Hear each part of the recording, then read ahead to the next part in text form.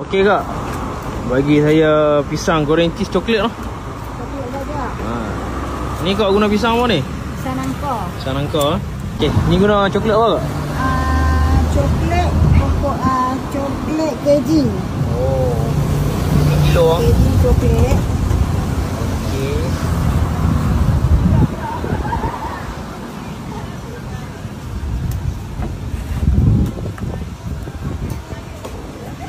Ni cheese ah. Cheese cheddar. Cheddar cheddar. Oh, cheddar cheese ah.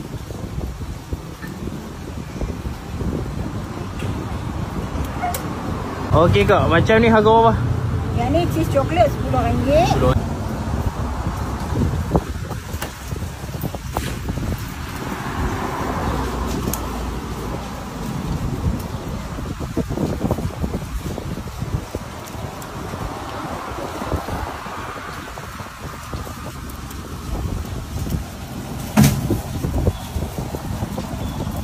Okey, macam ni harga berapa kak?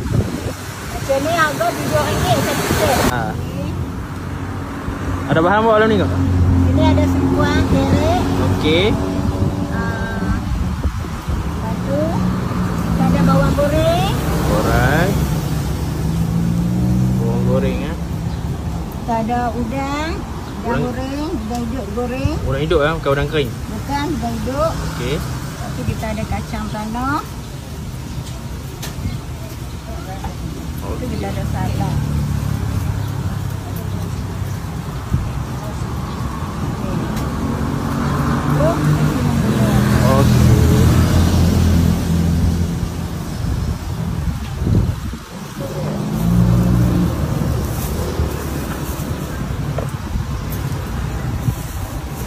Ni kita calik sambal dah. Ini dah balik sambal dia di atas. Okey. Lepas tu kita letakkan ni salad dengan kacang tanah. Ni siap ah. Siap? Macam ni satu set harga berapa? Satu set ni RM6.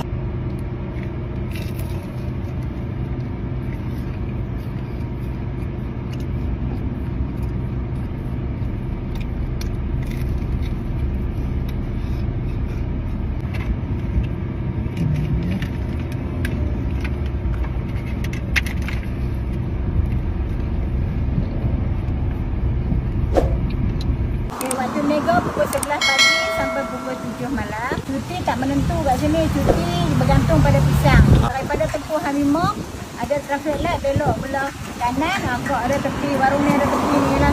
Okey, ni kawasan yang panggil Taman Raya Jaya lah. Taman Raya Jaya.